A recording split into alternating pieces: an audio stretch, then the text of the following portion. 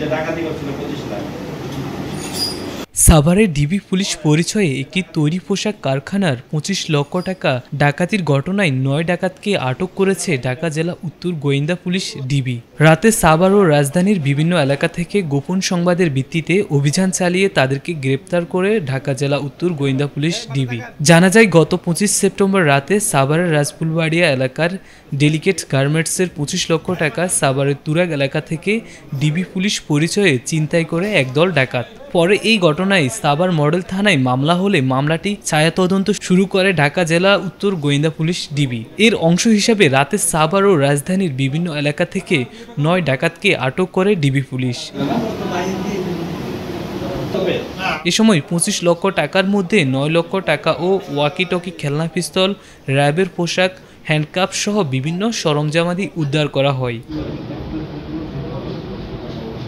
আটক 9 ডাকাত হলো শহীদুল ইসলাম, সুমন মিয়া, সিদ্দিকুর রহমান ওরফে ইদ্রিস, আফজাল হোসেন ওরফে উজ্জ্বল, মামুন আহমেদ মিন্টু, মেহেদি হাসান, শামীম আহমেদ সবুজ, শাহাদাত ও ফরাদ হোসেন।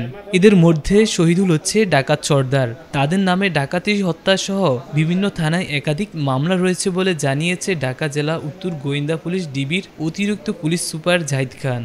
7 দিনের রিমান্ডের আবেদন করে দুপুরে তাদেরকে আদালতে প্রেরণ করা হয়। ডাকাতি হওয়া আরও 20 লক্ষ টাকা উদ্ধারে ডিবি পুলিশ অভিযান চালাচ্ছে বলে জানিয়েছেন তিনি।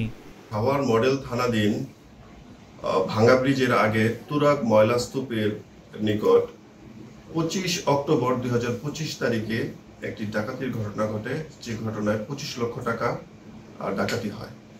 উক্ত ঘটনায় সাভার মডেল থানায় একটি মামলা রুজু হয়। মামলা রুজু হওয়ার পরে ঢাকা জেলার মাননীয় পুলিশ সুপার মহোদয়ের নির্দেশে ডিবি উত্তর একটি ছায়া তদন্ত শুরু করে। ছায়া তদন্তের এক পর্যায়ে ডাকাতদের উপস্থিতি শনাক্ত করে তথ্য প্রযুক্তি এবং গোয়েন্দা তথ্যের ভিত্তিতে। পরবর্তীতে আমরা 7 জন ডাকাত ধরতে সক্ষম হই এবং তাদের দেওয়া তথ্যের ভিত্তিতে আরও 2 জন ডাকাত পরবর্তীতে অ্যারেস্ট করি। ডাকাতদের কাছে র্যাবের কোটি, ওয়াকিটকি, খেলনা পিস্তল, হ্যান্ডকাপ সহ আরও বিভিন্ন সরঞ্জাম উদ্ধার করি।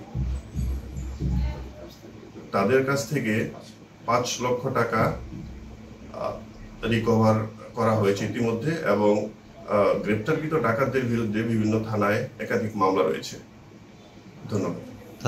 আমরা তাদের 7 দিনের রিমান্ড এর জন্য আবেদন করব। গাড়িটি উদ্ধার হয়েছে, ডাকাতির কাছে ব্যবহৃত গাড়িটি, আর টাকা 5 লক্ষ উদ্ধার হয়েছে, আর বাকিটা আমরা উদ্ধারের চেষ্টা করছি।